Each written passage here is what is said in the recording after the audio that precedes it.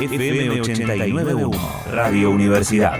Tenemos al doctor Martín Hoffman, infectólogo, que vamos a tratar de aprovecharlo para hacerle muchas preguntas de muchas dudas que tenemos, que además es integrante de la Sociedad Argentina de Infectología, hombre del Hospital Rivadavia y de muchos otros lugares. Doctor Hoffman, Jorge Chamorro, Guille Toibero, en la radio de la Universidad de La Matanza. Gracias por habernos atendido, muy amable. ¿Cómo están? Buenas tardes. Muy bien, doctor, muy bien. Bueno, en principio, yo le voy a plantear varios temas sobre los cuales tengo más dudas que certezas. Hablando con amigos me dice, ¿viste cómo están bajando los casos? Y yo digo, ¿vos estás seguro que están bajando? Punto 1, ¿es así? Yo creo que sí. En realidad, lo que nosotros tenemos son los datos oficiales que muestran los números, y los números bajaron. Ahora también bajaron los testeos. Ustedes saben que hay gente que ya no se testea. Claro. Menores de 60 años no se testean más en muchos lugares del país. Correcto. Entonces, ese número es engañoso. Lo que no es engañoso es las colas que se ven en los lugares de testeo, que ahí van los sintomáticos, y por más que no se testeen más, si hay sintomáticos graves van a estar. Eso cayó mucho antes ya. Empezó a caer antes ya del cambio, y estamos viendo que de a poquito empieza a disminuir la internación. Entonces yo creo que los casos sí están cayendo, no tanto como parece viendo solamente los números. Correcto. Bien, otra duda. Amistades, conocidos, parientes, todo. Te puede agarrar, pero en general es leve, ¿no? Son 2 días, capaz un dolor de cabeza, mucho dolor de garganta y no pasa más nada. Testimonios. Pariente de mi mujer en Entre Ríos, COVID, está con neumonía en grave estado. Otra persona también en Entre Ríos, lamentablemente fallecida. Amiga de mi mujer, 3 dosis dadas. Un COVID agarrado en el 2020. Se acaba de agarrar COVID de nuevo, está hace 1 semana en cama. ¿Cuál es la realidad? La realidad es que mucha gente se está enterando que la medicina no es una ciencia exacta. Entonces cuando se dice, no, bueno, pero con la Omicron y con las vacunas, la posibilidad de tener un cuadro grave es menor. Es cierto, es muy cierto, pero no es cero. Claro. Entonces cuando nosotros hablamos de 100.000 casos día, como nosotros tuvimos, un porcentaje mucho menor que antes va a terminar internado y va a pasarla realmente mal. De ese porcentaje es mucho mayor en la gente que no tiene la vacunación completa. Eso lo vemos todos los días en el hospital.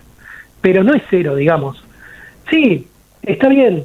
Sabemos que la variante Omicron tiene menos predilección por las células en pulmón, por los receptores pulmonares y más por las vías aéreas superiores, entonces más probable que cause un cuadro no con tanto compromiso pulmonar como las anteriores. También sabemos que las vacunas sirven, entonces disminuyen la probabilidad de tener casos graves y mortalidad, pero eso no es cero. Entonces sí, por supuesto que va a haber casos así.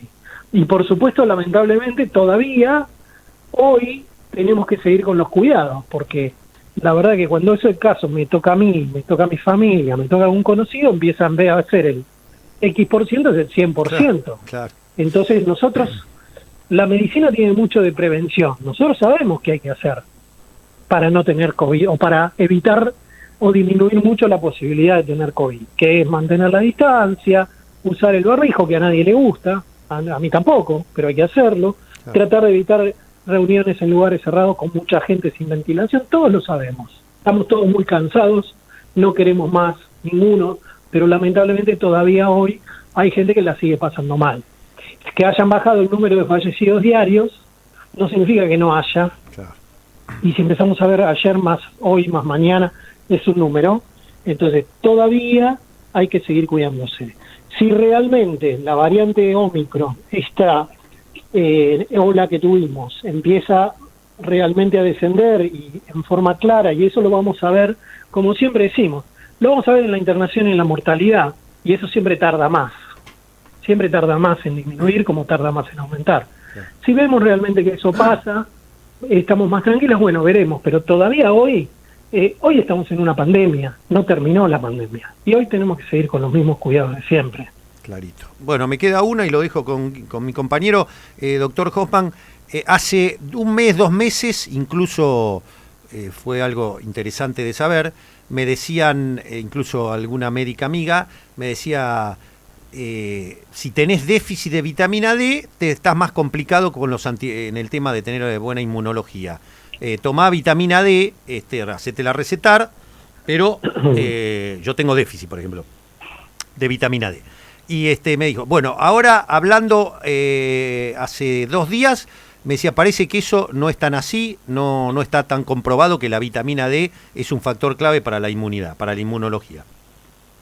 La vitamina D es una sustancia que es muy útil para muchas cosas, interviene en el metabolismo del calcio, y eso tiene que ver con los huesos, tiene algo que ver con la función renal, o sea, todos tenemos que tener los niveles de vitamina D adecuados para todo. Ahora, se estudió la vitamina D en el COVID, se estudió si su administración disminuía el riesgo, disminuía la gravedad, y la verdad que no, los resultados no fueron positivos.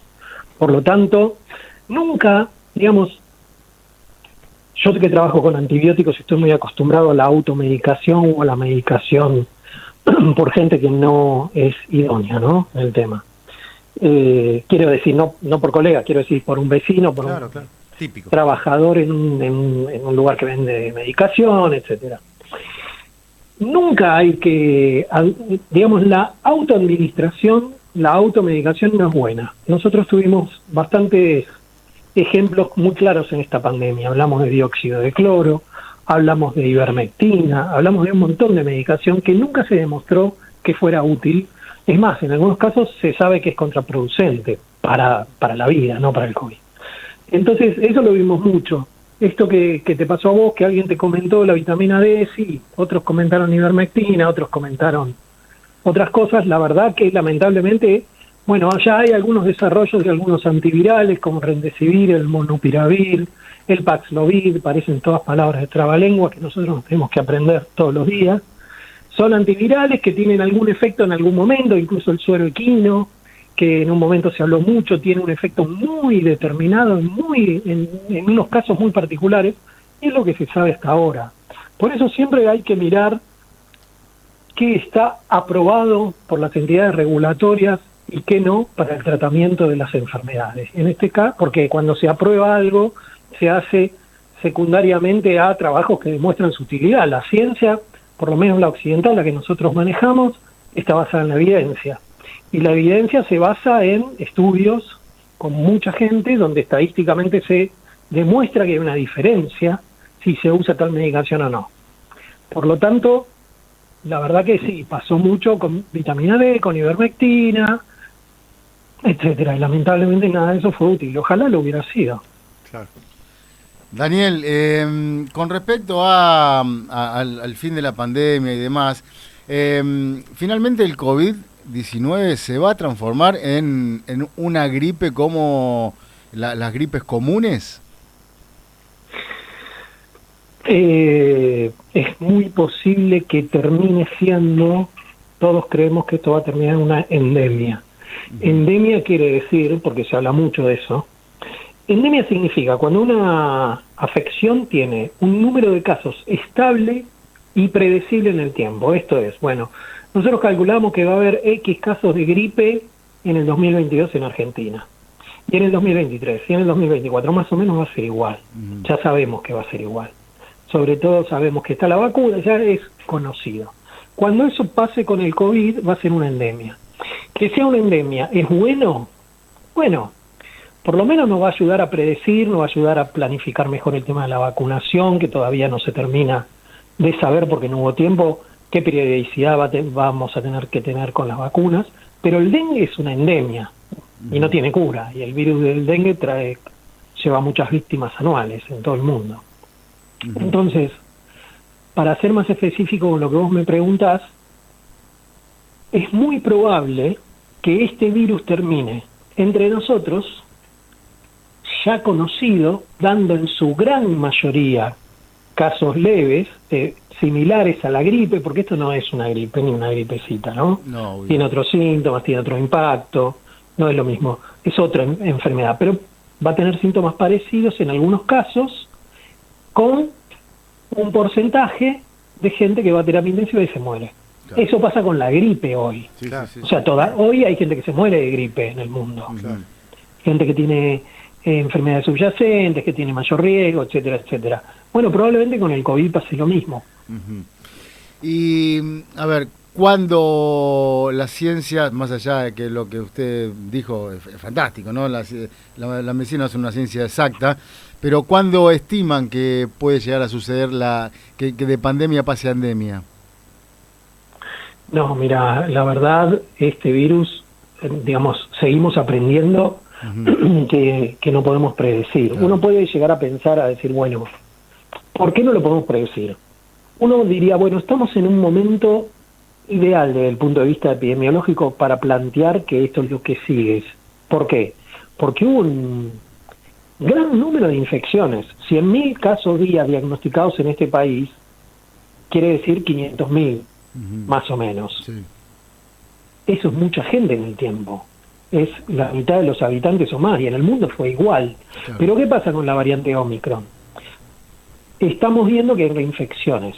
Entonces, aparenta que la respuesta inmune que provoca la variante Omicron no es tan eficaz contra sí misma para una nueva infección. O sea, lo que nos está sorprendiendo ahora con esta variante es que hay reinfecciones tempranas, a las 2 semanas al mes. Claro, el caso que le digo de esta amiga de mi mujer, que tiene las 3 dosis, tuvo COVID en el 2020 y ahora se lo volvió a agarrar de nuevo y está, pero dice que no puede respirar, tiene una tos tremenda, está en la cama, así que claro, uno diría, ya tiene todos los anticuerpos, y se lo volvió a agarrar, impresionante. Claro, entonces, no sabemos realmente el impacto que va a tener esto en el futuro. Porque uno debería pensar, bueno, miren, la verdad, se contagió tanta gente en el mundo ahora con la Omicron, más la vacunación, que ya sabemos que en África eso es un desastre, porque por cómo funciona la salud pública a nivel mundial, ¿no? Sí, sí, sí. Pero en el resto del mundo la vacunación es importante, más o menos es importante. Más los casos que hubo, la verdad que ya este virus, como lo conocemos, no debería tener mucho lugar para volver a circular de una manera masiva. Sin embargo, este virus nos sorprende creando variantes nuevas todo el tiempo, que son secundarias a la alta circulación, por ejemplo en África, porque no se vacunó tanto. Entonces, ¿puede ser que no aparezca ninguna variante más, que esto quede así? Sí, puede ser. ¿Es probable? No, es poco probable. Puede ser que aparezca una variante nueva. Y una variante nueva hay que ver qué características tiene. Entonces todavía no estamos en posición de decir, bueno, listo, ahí vimos que Inglaterra levantó todas las medidas, que Dinamarca también, y eso obedece, eso no tiene que engañarnos, porque eso obedece a un tema económico, claramente. Dentro de realmente estamos en un escenario muy distinto al marzo del 2020, junio, julio, agosto del 2020, muy distinto, pero todavía no podemos decir, bueno, listo, se terminó, volvamos a lo de antes, si alguno se enferma, se enfermará, si alguno se muere, se morirá, pero van a ser los muy, muy pocos. Todavía no, hay que seguir viéndolo. Bueno, yo le quiero hacer dos más. Una que es a nivel personal, que va a ser la última, y la otra es, ¿ya se sabe a ciencia cierta, o más o menos tienen alguna idea de dónde cornos salió este virus? No, nunca se va a saber. El virus fue diagnosticado, ustedes saben, en Wuhan, China, Sí. por un médico que alertó murió porque empezó a haber unos casos raros. Así se descubrió en todas las Que hablaban enfermedades. de una sopa de murciélago, ¿se acuerda de eso? Sí, se plantea que tal vez fue pasado a través de murciélagos, otros animales probablemente participaron. Se estudió el caso, digamos, epidemiológicamente cuando aparece una nueva enfermedad siempre se va a ver al primer caso y se trata de ver de dónde vino y cómo vino y tratar de entenderlo. Puede haber aparecido los murciélagos mutado y sí, puede ser, el VIH se cree que es una mutación de un virus que tenían los monos, que se llama SIV. en vez de HIV. Sí, sí, sí. Esto puede ser. Ahora, después, si queremos pensar en teorías conspirativas, que lo hizo tal, y bueno, nunca vamos a saberlo, la verdad que pero digo, no es una locura pensar que es algo espontáneo. No lo es. Puede pasar, pasó, digamos, las grandes pandemias mundiales fueron así, y van a seguir siendo así, y tendríamos que hacer todo lo posible para tratar de evitar que vuelvan a pasar, porque el tema ambiental, bueno, ustedes saben, podríamos hablar muy largo, ¿no? Sí. Pero esto es consecuencia de muchas cosas. Entonces no se puede saber, la verdad que no sabemos. La respuesta no tenemos la menor idea. Hay estudios que dicen que localizaron estos primeros casos ahí, sería a través de los murciélagos. No sabemos si había 2 o 3 o 4 o 6 meses antes casos parecidos que nadie los pensó y pensaron que era una neumonía común. No lo sabemos. Y ahora sí, la última. Yo el primero de enero empecé con los síntomas de COVID. No me hisopé porque con las personas que estuvimos, que fue la familia, a los 2 días se fueron a hisopar ellos y teníamos todo positivo. Entonces, bueno, ya para qué iba a ir a hisoparme, ocupar un lugar que no era. Entonces ya me di por positivo, ¿no? Mi familia y yo. Yo tenía turno para vacunarme el 30 de diciembre. Y ya no me vacuné porque bueno, voy a ir el 4 o el 5 porque no me sentía del todo bien. Se ve que ya me estaba como incubándolo.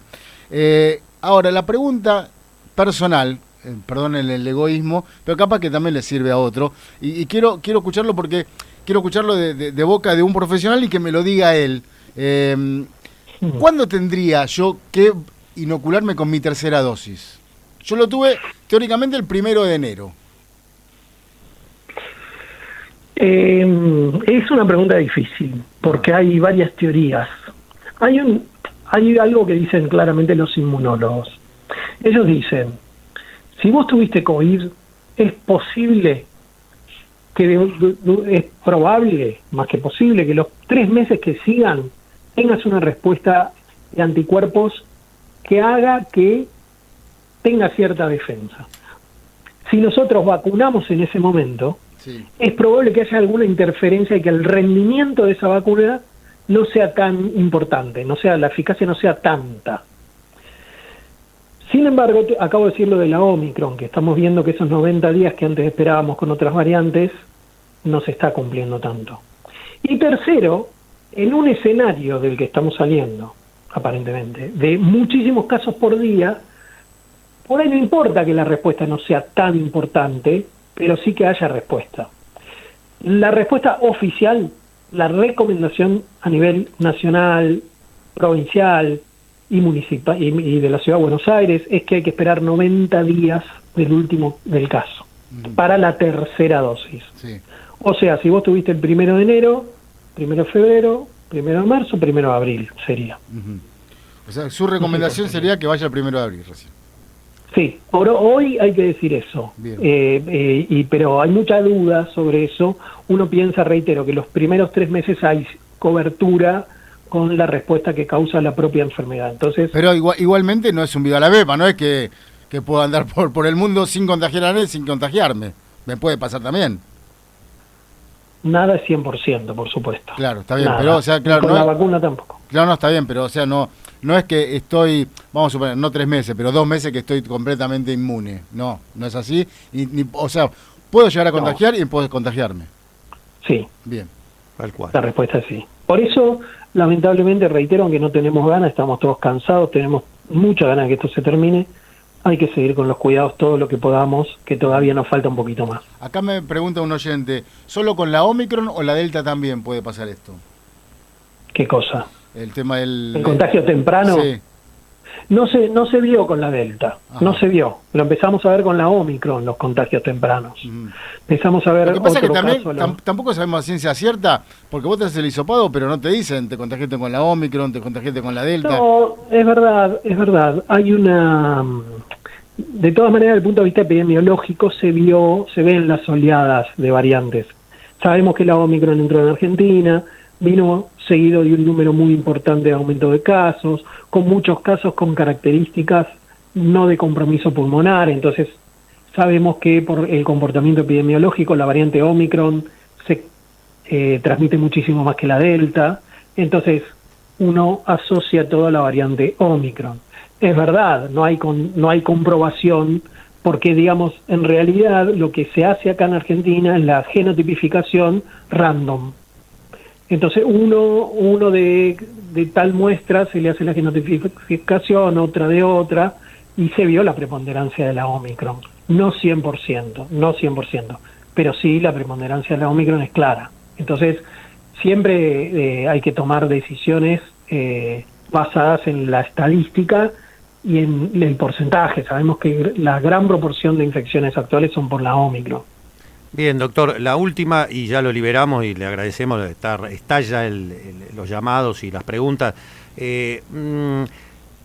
¿Está ya más o menos claro las consecuencias, los efectos, no sé, la iatrogenia, no sé cómo le llaman ustedes, después de tener COVID? Porque conozco mucha gente que me dice hace un mes que no tengo fuerza para subir las escaleras, otra que ni se enteró. Es tan variable todo, pero ahora surgió que parece que hay comprobadamente efectos de los que estuvieron graves, de problemas cardiológicos, miocarditis, todo eso. ¿Más o menos hay un panorama de esto, doctor? No hay un panorama muy claro, porque todavía no hay ninguna estadística muy importante diciendo, bueno, los que tuvieron COVID grave, tanto por ciento van a tener miocardiopatía, tanto por ciento. No hay todavía estadísticas claras al respecto. Por lo tanto, ahora lo que sí sabemos es que puede pasar. Estamos viendo post-COVID problemas cardiológicos, estamos viendo post-COVID problemas psiquiátricos, estamos viendo post-COVID problemas neurológicos y estamos viendo problemas neumológicos pulmonares. Estamos viendo mucho cansancio en algunas personas. La verdad que todavía, digamos, eso es lo que se llama el long COVID, todo lo que estamos viendo después del COVID, después de que termina la parte virológica, o sea, la posibilidad de contagio, pero el COVID en algunas personas, eso es lo que se llama el largo COVID. Sigue el COVID y sigue con este tipo de cosas. Por eso la gente que tuvo COVID siempre es bueno que tenga controles con un cardiólogo y controles con un neumonólogo, por lo menos, porque lamentablemente se ven. ¿Son muchas? ¿Es una locura? No, pero existen los casos. Entonces mejor hacerse controles. Bien, bueno, terminamos la nota con un buen consejo, además de todos los que dijo. Doctor, le pedimos disculpas por todo el tiempo, ha sido muy valioso escucharlo y le agradecemos mucho, le mandamos un abrazo. Por favor, un gusto, que esté muy bien, buenas tardes. Gracias. Bueno, el infectólogo de la Sociedad Argentina de Infectología, de hombre especialista número 1 del Hospital Rivadavia, Martín Hochman, que creo que dio definiciones muy clarificadoras. Desde la Universidad Nacional de La Matanza, Radio Universidad FM 89.1. Siempre cerca.